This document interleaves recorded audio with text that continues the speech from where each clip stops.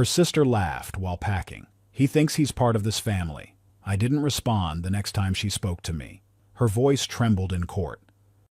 The morning sun sliced through the floor-to-ceiling windows of the Nishikawa Tower, casting long shadows across blueprints that represented 11 months of my life, 41 floors above Tokyo. I stood at the precipice of everything I'd built. 8 million reasons to stay focused for just 30 more minutes. So we are agreed on the sustainability metrics, Radley-san. Mr. Hashimoto's voice was precise, his English clipped but perfect. I nodded, running my finger along the edge of the ecological community design that would make Radcore an international name. The solar integration exceeds Japanese standards by 22%. The water reclamation system is... My phone vibrated against the glass table. Sienna's name lit up the screen. 3 months of silence except for credit card notifications, and now she calls during the most important meeting of my career. I turned the phone face down, but not before noticing Mr. Hashimoto's subtle glance. "Please continue," he said with a slight bow. The phone buzzed again. Then again. Then a voicemail notification. Something in my gut twisted. Sienna never leaves voicemails. "Excuse me," I said, stepping away from the table while Hashimoto exchanged glances with his team. "Family emergency." I pressed play on the voicemail, turning toward the window. Miles. Her voice was breaking fragile. "Can you come home soon? I don't know what to do anymore."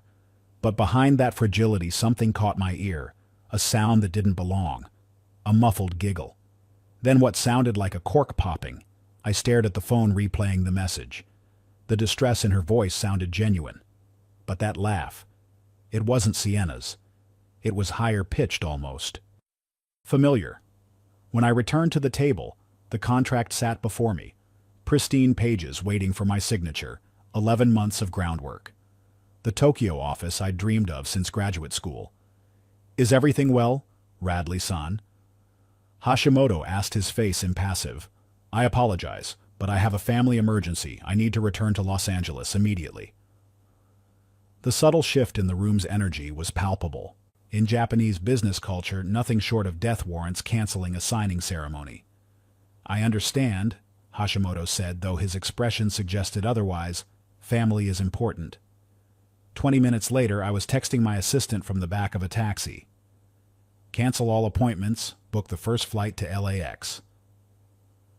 On the midnight flight over the Pacific, sleep eluded me. The Boeing's engines hummed as I stared at the ceiling, remembering how Sienna had laughed the first time I attempted coq au vin and nearly burned down our kitchen. How her eyes would crinkle at the corners when she was genuinely happy. When was the last time I'd seen that? Certainly not in her Instagram posts, all carefully composed shots with her sister Harper. Spa days or Nova and Milo, our French bulldogs. The dog she'd insisted on buying but rarely walked. The more I thought about it, the more her voicemail felt off. The trembling voice, the dramatically timed pauses Sienna had majored in theater before switching to design. Was this another performance? By the time my rental car pulled into our Brentwood driveway, at 7:45 a.m. Golden, California, sunlight was spilling over the hedges. The house stood silent, immaculate as a museum exhibit. The front door was unlocked, unusual for security-conscious Sienna. Inside, the house smelled faintly of lemon cleaner, as if it had been thoroughly scrubbed. More unusual still, the home audio system was playing Island in the Sun, a song Sienna had explicitly banned from our playlist years ago, claiming it gave her migraines. I sank onto the white sofa, the one where Sienna had once scolded me for eating curry. Something crinkled beneath one of the designer pillows. I pulled out a handwritten note in Sienna's flowing script. "Remember to walk Nova at 4 p.m. Milo gets cranky if late. Don't let him pee on the white sofa. H, not S for Sienna. H, Harper, her sister." I sat there jet-lagged and disoriented, turning the note over in my hands. A woman who had left me a panicked voicemail about not knowing what to do anymore had apparently found the clarity to schedule dog walking times to the minute. Something wasn't just wrong. Something was orchestrated. I was still examining the note when I heard footsteps descending the staircase. Not the hurried, panicked steps of someone in distress, but the measured, confident click of heels against marble. Sienna and Harper Wakefield appeared at the landing like they'd stepped out of a Chanel commercial.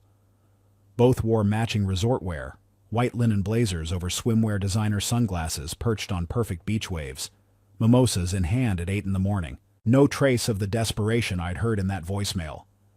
Not a single worry line on either face. I stood frozen in the entryway while Harper raised her glass to clink against Sienna's "right on schedule, told you." Harper said with a self-satisfied smirk. Sienna's eyes widened in mock surprise. "Miles, oh my God, you actually came. Perfect timing. We're literally heading to the airport. Need you to watch the babies." My brain struggled to process the whiplash. The voicemail. "You said you needed me." Sienna laughed, that practiced camera-ready laugh she'd perfected over years of social media posts. "I do need you, silly. I need you to watch Nova and Milo Harper's dealing with that PR lawsuit thing. Super stressful.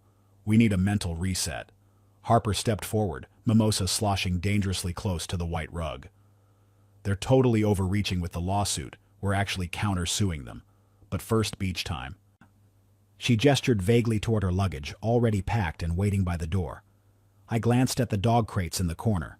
Nova was pawing at the gate, whimpering softly. Milo had turned his back to the room entirely. For reasons I couldn't articulate, I suddenly felt fiercely protective of them both. "You flew me back from Tokyo for dog sitting."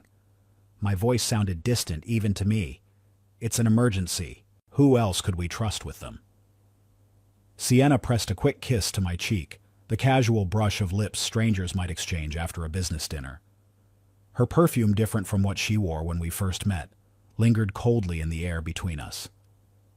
"Don't forget to run the air purifier on the second floor." Harper called over her shoulder, already wheeling her Louis Vuitton toward the door. "Nova's allergic to lavender candles." I stood motionless as the front door opened and closed. The wheels of their luggage rattled across the driveway, followed by the sound of an Uber pulling away. No apologies, no gratitude, not even a backward glance. The song that had been playing, "Island in the Sun," continued its cheerful beat through the house speakers. I now recognized it from Harper's workout playlist, not Sienna's. When had Harper's music replaced ours in our home? Slowly, I began to take inventory of the house I'd left only 4 days ago. The living room sofa had been reupholstered in a fabric I'd never approved. Tasseled pillows I didn't recognize were arranged in a perfect Instagram-worthy composition. The wine cabinet stood empty, except for a single bottle, the Bordeaux I'd bought for my 30th birthday that Sienna had declared pretentious. The photos on the wall had been rearranged. In every frame I was either cropped out entirely or reduced to a shadow in the background. Harper appeared in more photos than I did in my house paid for with my money. On the refrigerator, a printed schedule caught my eye. Post-Nova mud bath content, 3:15 p.m. Caption: Mental Health Day. Tag sponsors: a Luxpa, a dog wellness. They weren't even trying to hide it anymore. My home had become their content studio, and I was just the financier who occasionally appeared in the background. I checked the mail that had accumulated during my absence. Buried beneath catalogs and bills was an unopened envelope.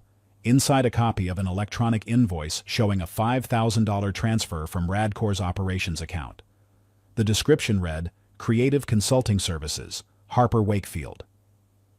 I hadn't authorized this. Harper held no position in my company. She had never so much as visited our offices. Yet somehow she was on our payroll. Heart pounding, I opened my laptop to access the company's financial system. That's when I noticed an unfamiliar email in my sent folder dated 3 weeks ago. It authorized a transfer of funds for personal brand strategy development to an anonymous account registered to Sienna Wakefield. I stared at the screen, ice forming in my veins. This wasn't just taking advantage of my absence. This was identity theft, fraud, embezzlement. And they'd left a digital paper trail. Nova whimpered from her crate, bringing me back to the present. I walked over and unlatched the door, letting her scramble into my lap as I sat on the floor. Something Sienna never allowed. "It's okay." I whispered more to myself than to Nova. "We're going to figure this out." As I stroked Nova's soft fur, a plan began to form in my mind. If they thought I was just going to roll over and accept this betrayal, they had drastically underestimated me. They'd forgotten who built Radcor from nothing, who negotiated with Japanese conglomerates, who designed structures that could withstand earthquakes and hurricanes. This house of cards they'd constructed was about to meet its architect. That first evening after Sienna and Harper left, I sat motionless on the sofa, still wearing my Tokyo business suit, tie loosened but not removed. Nova had settled against my leg, her warmth the only genuine comfort in this house of fabrications. Milo, meanwhile, was systematically destroying my new Italian leather Oxford shoes that cost more than most people's monthly rent. I couldn't find the energy to stop him. My phone remained silent. No. Thanks for flying halfway across the world on zero notice. No. We've arrived safely. Not even a perfunctory, "How are the dogs?" Just Instagram stories from Bora Bora, not Tokyo where I'd been, but Bora Bora where they now lounged, featuring artfully arranged cocktails with the caption, "Healing energy only." I reached for the leather-bound notebook in my desk drawer, the one Sienna had once dismissed as too rugged for our carefully curated home aesthetic. Its weathered pages now felt like the only authentic thing in this mausoleum of carefully staged domesticity. I began documenting everything: dates, amounts, suspicious patterns. The physical act of writing grounded me. Each stroke of the pen, a small act of reclaiming reality. As night deepened, memories resurfaced, warning signs I'd rationalized away in the moment, now illuminated with painful clarity. My 35th birthday, I'd organized my own celebration dinner with colleagues after Sienna claimed she was too busy with a project deadline. When I returned home, the lights were off. She was already asleep, but her Instagram showed she'd spent the evening posting Harper's unboxing of some luxury brand's PR package, last month's client dinner. I'd come home early to surprise her, only to find Harper wearing my bathrobe eating cereal at our kitchen island. "You didn't say you'd be home." She'd said, not embarrassed but annoyed, as if I were the intruder in my own home. Every couple's trip I'd suggested over the past year always met with excuses. Too busy, bad timing. Harper was going through something and needed her sister. Always Harper. I opened my laptop and began a systematic audit of Radcor's financials.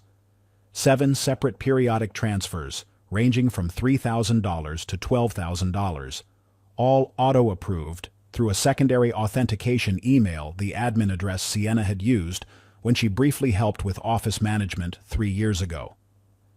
Each transaction described as Community Strategy Partnership Fee, Harper Wakefield Consulting, a position that didn't exist. A consultant never approved by the board. The receiving account traced to W Concepts, LLC, registered in Florida with Harper Wakefield, listed as the legal representative, a shell company created solely to siphon money from mine. At 1 a.m. I called Tessa Carmichael, my former head accountant and college friend, who'd left the company after repeatedly clashing with Sienna Tessa, who kept every receipt since 2007 and had never trusted Harper from day one. "Tessa, it's Miles.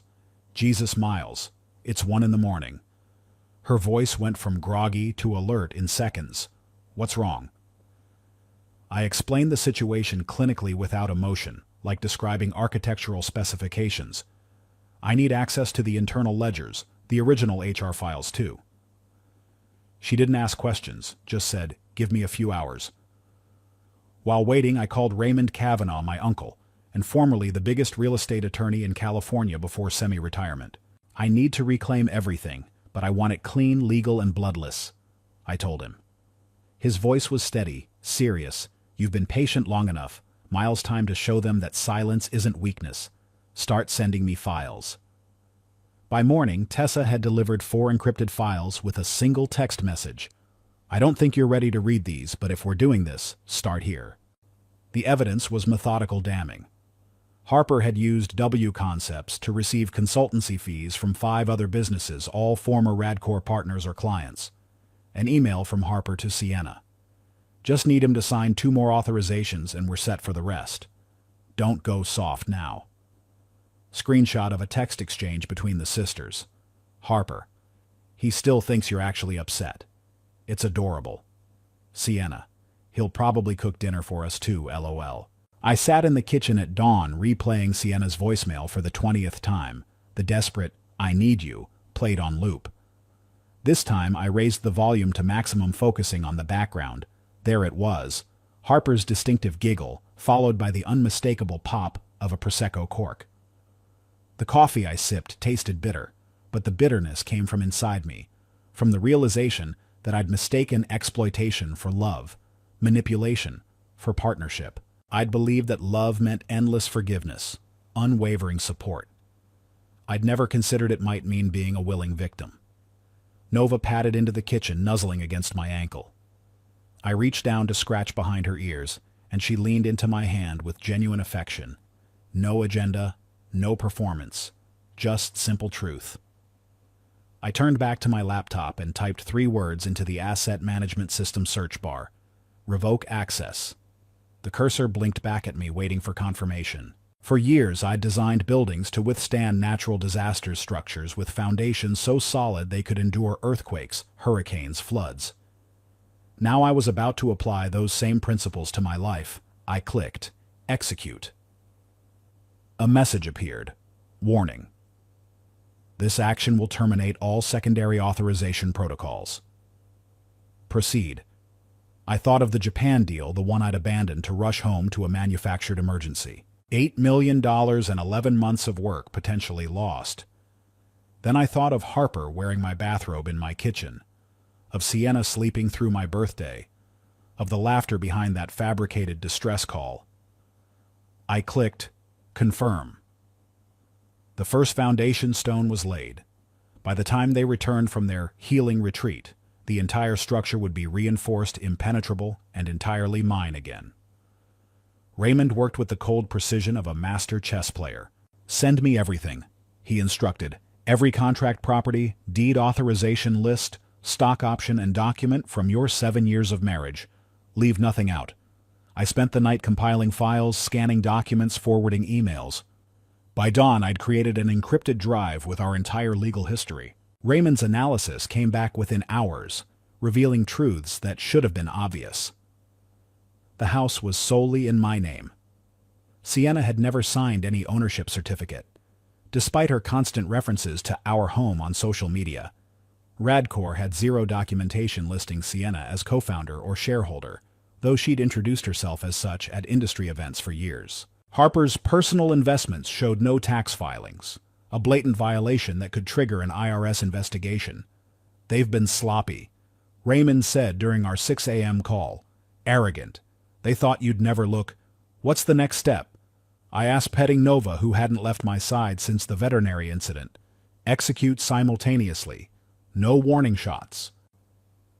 I spent the day implementing each defensive measure with methodical care, the same attention to detail I applied to my architectural projects. First, I revoked all access to joint bank accounts. The notification would hit Sienna's phone immediately, but I calculated they wouldn't check financial apps during their healing retreat.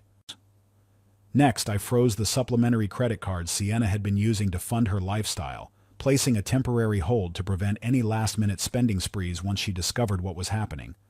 I withdrew all funds from our joint investment portfolio, transferring them to a personal trust I'd established before our marriage, one whose paperwork Sienna had deemed too boring to review.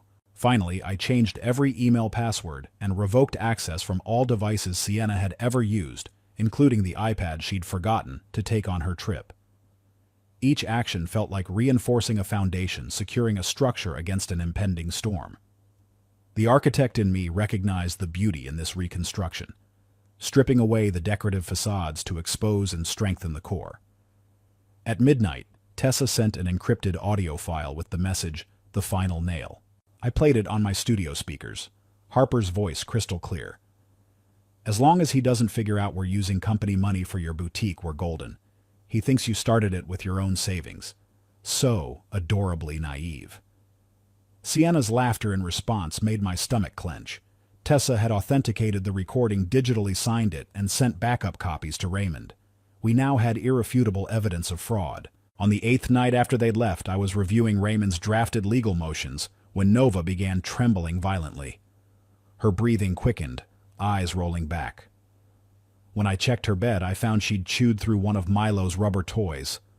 At 1:47 a.m., I wrapped her in a blanket and rushed to the 24-hour veterinary hospital. As I signed the intake forms, the receptionist pointed to a line, "Legal owner." Only my name appeared, not Sienna's, though she'd picked out Nova and posed with her in countless Instagram posts. A strange realization settled over me. I was the only one who genuinely loved anyone in this house. The vet diagnosed mild gastritis from the ingested toy fragments. "She'll be fine with medication and rest," she assured me. Still, I couldn't bring myself to leave the examination room. I sat on the linoleum floor, Nova's head in my lap until sunrise painted the waiting room windows gold. When we returned home, I found an email from Raymond. The finalized legal package was ready for submission. I opened the folder labeled Final Files and reviewed each document carefully. Raymond had prepared everything: an asset recovery petition, financial authorization, termination papers, a corporate interference restraining order, divorce notification, and the coup de grace, a seizure order for W Concept Studio on grounds of misappropriation of corporate funds. I uploaded the entire package to the court's electronic filing system and pressed Submit to Court. The confirmation appeared almost instantly. "Your petition has been received. Case number R298451. The following morning, Nova was recovering well, Milo resting his head on my foot as I sat on the patio. Sunlight filtered through the olive trees I'd planted when we first bought the house trees.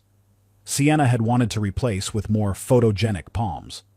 I turned on the outdoor speakers, playing the jazz album Sienna had banned from the house playlist for being too chaotic for the aesthetic. My phone buzzed with a text from Raymond. "Judge approved freezing the boutique accounts. IRS has opened a file on Harper. They won't know what hit them when they return." I replied with just one line: "Keep the fire burning, I'm about to pull the plug." Leaning back in my chair, I felt something I hadn't experienced in years: the simple pleasure of being in my own space, on my own terms. No walking on eggshells, no checking if my coffee mug would ruin the vibe of a potential Instagram backdrop. Nova limped over her medication, making her drowsy but comfortable. I scratched behind her ears exactly where she liked it. Milo, sensing the shift in household dynamics, had gradually migrated from Sienna's side of the bed to mine. "We're going to be okay." I told them, not caring if talking to dogs made me look crazy. At least their reactions were genuine. The court proceedings would be messy. There would be tears, threats probably, a calculated social media campaign, painting me as the villain. Harper would mobilize her influencer network. Sienna would perform the role of abandoned wife. But I had something more valuable than their carefully curated audience: the truth documented in triplicate and filed with the appropriate authorities. As an architect, I'd always known that beauty without structural integrity was worthless. A lesson Sienna and Harper were about to learn the hard way. Day 10. The morning they were scheduled to return. I brewed coffee using the French press Sienna had relegated to a cabinet because it ruined the aesthetic of her minimalist kitchen. Today I wore a navy blue Oxford shirt, not the carefully curated wardrobe pieces Sienna selected for my public image, but a shirt I'd bought myself, one that felt like me. Nova and Milo wore new bow ties I'd picked up from the pet store yesterday.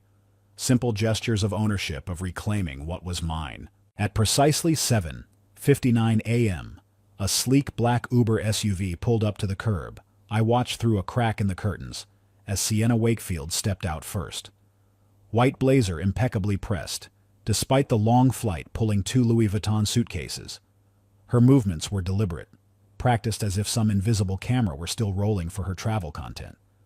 Harper followed, oversized sunglasses, hiding half her face chin tilted upward in that practiced influencer pose. The driver unloaded more bags, enough for a month-long vacation. Not the mental health reset they'd claimed to need. I sat at the kitchen island, coffee mug in hand, waiting. The front door opened.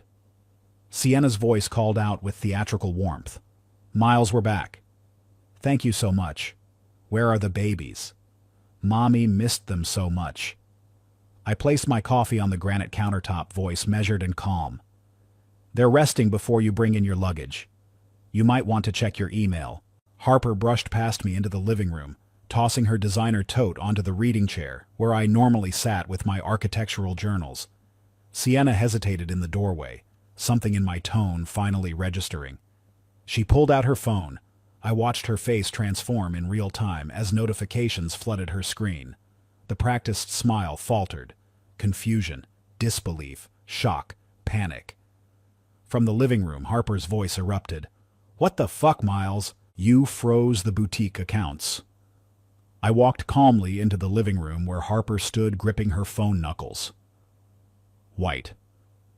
Looking directly at Sienna, I said, "Every asset you've ever touched has been legally transferred back into my name.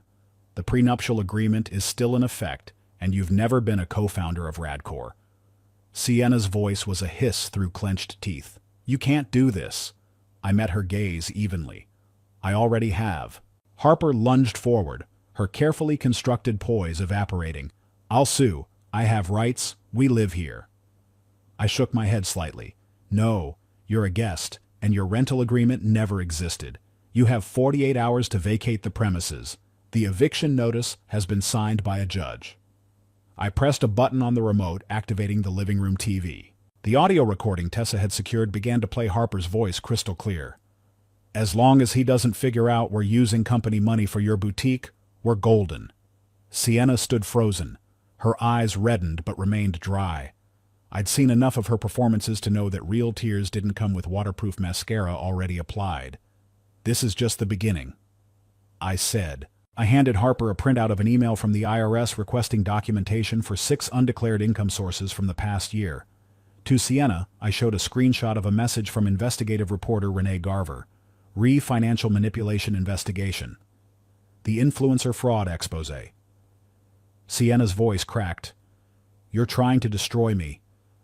I looked at her directly, not with anger, but with the clarity that comes after fog lifts.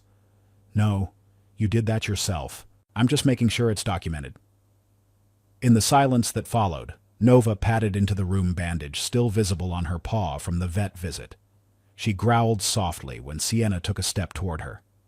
I walked to the front door and held it open. "This house isn't your film set anymore. This is my home." Harper stormed past me, spitting words like venom. "You'll regret this." I allowed myself a thin smile. I used to regret not doing this sooner, but not anymore. As they stood in the driveway surrounded by their excessive luggage, I noticed how small they suddenly appeared.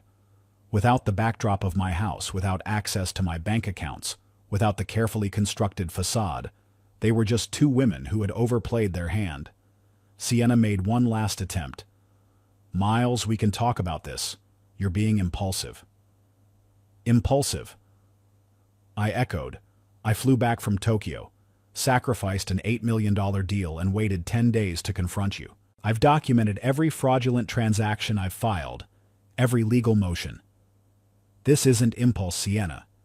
This is architecture." Her brow furrowed. "What? You tear down to rebuild properly.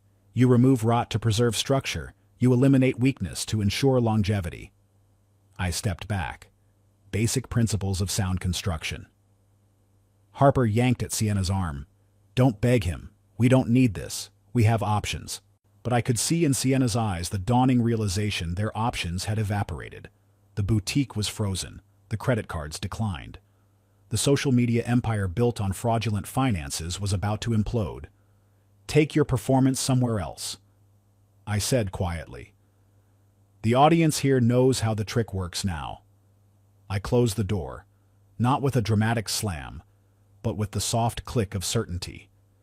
Inside Nova and Milo watched me from the hallway, heads tilted in canine confusion. "It's okay," I told them, kneeling down to their level. "The stage lights are off. No more playing pretend." Outside, I heard the Uber driver being instructed to take them to Harper's friend's place in Venice Beach. As the car pulled away, I felt the house itself exhale as if a weight had lifted from its foundation. I picked up my coffee, now cold, and poured it down the sink.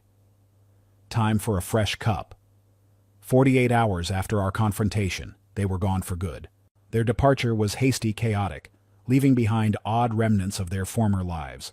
A single Dior heel without its mate, half-empty bottles of expensive perfume books with price tags still attached and spines uncracked. No tears were shed, no apologies offered, just the sound of rolling luggage and a door closing with finality. After they left, I stepped onto the porch, feeling the breeze sweep across the railing. For the first time since buying this house, I sensed it breathe, as if a parasitic weight had been lifted from its foundation. The air moved differently through rooms that no longer needed to be maintained as perpetual film sets. The house was just a house again. My house. I spent the next week methodically reclaiming each space. Harper's bedroom, once a chaos of designer clothing and ring lights, became my personal design studio. I restored my old drafting table by the window, arranged scale models of a lakeside cabin concept I'd been developing, and pinned maps of conservation forests to corkboards. No more aesthetically pleasing minimalism, just the creative clutter that fueled my best work. I removed every framed photo of Sienna from the walls, replacing them with pictures of my parents, images from Radcor's launch, and candid shots of Nova and Milo that had never been filtered or posted online. In the study, I reinstalled my vinyl player and unearthed records Sienna had banished to storage, starting with Dave Brubeck's Take 5, which now filled the house with saxophone notes that bounced freely off surfaces no longer staged for imaginary audiences. The real transformation, however, was professional. The Tokyo deal was lost, but something better emerged from its ashes. I launched Everidge Designs, a sustainable architecture firm focused exclusively on self-sufficient structures. The name honored my grandmother, who'd taught me that a house should work with nature, not against it. My first partner was Jenna Sorensen, the environmental engineer I'd met in Tokyo.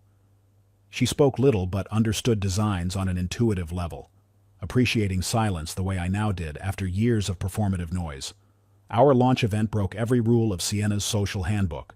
No champagne towers, no influencer photo walls, no hashtag strategies.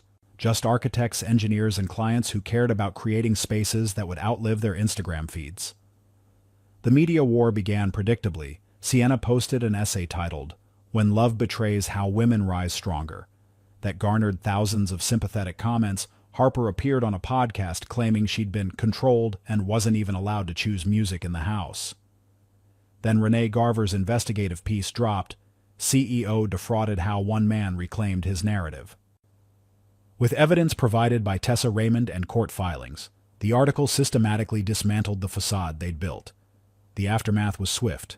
The boutique permanently closed its doors. Sponsors withdrew from Sienna's social accounts. The IRS audit of Harper's finances became public record.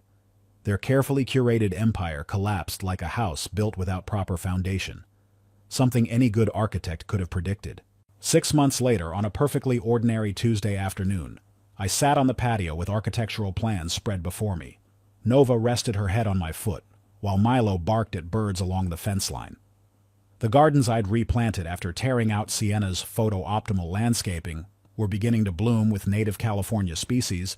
Jenna walked through the side gate, hair loose, clutching rolled blueprints. Without a word, she sat beside me and smiled, a genuine expression that reached her eyes, not the camera-ready version I'd grown so tired of seeing. I used to think she took everything from me. I said, watching the sunset paint the sky in colors no filter could improve. But turns out she just helped me clear out what I didn't need to keep. Jenna nodded, understanding the value of letting go. The next morning, checking my email, I found a message from Sienna. Subject line: "Not asking forgiveness, just asking you to read." She wrote about renting a small place in Westwood, attending therapy, feeling genuine remorse. She wasn't asking to come back, she claimed, just wanted me to know she was truly sorry. I read it all, felt nothing, no anger, no sympathy, no desire to respond. I simply moved the email to a folder labeled Completed. Outside Nova and Milo tugged me toward the garden where I'd hung a small wooden sign, "Welcome to the Radley home. Here we live authentically." I smiled, realizing revenge was unnecessary. I hadn't just outmaneuvered Sienna and Harper. I'd outgrown them. The man who had abandoned an $8 million deal on the strength of a fake voicemail was gone, replaced by someone who understood that authentic foundations matter more than impressive facades. As an architect, I'd always known this about buildings. Now I knew it about life as well. The dogs ran circles around the yard, unposed and unphotographed, simply living in the moment. I joined them, leaving my phone inside. No documentation needed. No audience required. Just the simple pleasure of being present in a space that was genuinely mine. Later that evening, Raymond called with news that the final legal proceedings had concluded in my favor. "It's officially over," he said. "How does it feel?" I looked around at my reclaimed home, at plans for buildings that would shelter real people, not serve as backdrops, at dogs who were companions, not accessories. It feels like I finally finished demolition. I answered, now the real building begins.